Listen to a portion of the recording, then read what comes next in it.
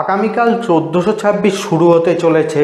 যদি 1425টা আপনার খুব খারাপ কেটে থাকে বা টাকা পয়সায় যদি আর্থিক অবনতি হয়ে থাকে আর যদি ব্যবসায় নানা রকম সমস্যা এসে থাকে তো 1426-এর শুরুর প্রথম দিনটাই কয়েকটা জিনিস মেনে চলুন। বৈশাখের প্রথম দিন যদি কয়েকটা জিনিস মেনে চলেন তবে আশা করা যায় যে আপনার সারা বছরটাই ভালোই কাটবে। ভিডিওটা শুরু করার আগে আমি আপনাদেরকে একটা রিকোয়েস্ট করব, প্লিজ ভিডিওটাকে লাইক করুন এবং আপনি যদি আমাদের চ্যানেলে নতুন এসে থাকেন তো আমাদের চ্যানেলকে সাবস্ক্রাইব করতে আর নতুন নতুন ভিডিওর নোটিফিকেশন পাওয়ার জন্য বেল আইকনটাকে প্রেস করতে একেবারেই ভুলবেন না। 1 নম্বর, পয়লা বৈশাখের দিন সকালে একটি কালো সুতো ছেলেদের ডান হাতে এবং মেয়েদের বাম হাতে বাঁধলে তবে শত্রুদের থেকে মুক্তি পাওয়া যায় এবং মানা হয় এতে কুপ্রভাব বা অন্যের কুদৃষ্টি কখনোই আপনার ওপর পড়ে না। তবে আপনি চাইলে হলুদ এবং লাল সুতোও বাঁধতে পারেন। হলুদ সুতো বৃহস্পতি গ্রহের ভালো ফলের জন্য পরা হয় আর লাল সুতো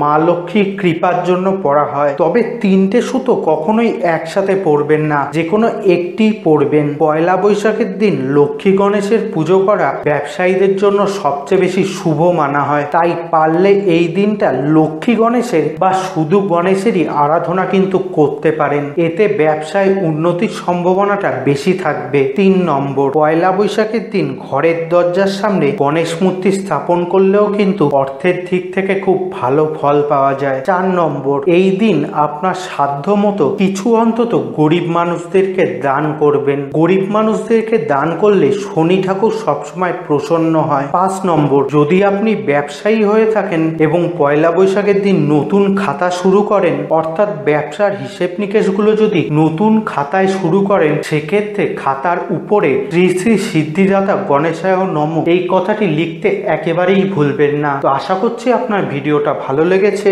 ভিডিওটাকে লাইক করতে এবং আপনার বন্ধু এবং আত্মীয় স্বজনের সাথে শেয়ার করতে একেবারেই ভুলবেন না। আর আপনি যদি এখনো আমাদের চ্যানেলকে সাবস্ক্রাইব না করে থাকেন তো দয়া করে সাবস্ক্রাইব করে দিন। আজকের মতো এখানেই শেষ করছি। আরো একটা নতুন ভিডিও নিয়ে আপনাদের সাথে আবার দেখা হবে। ততক্ষণের জন্য ভালো থাকবেন।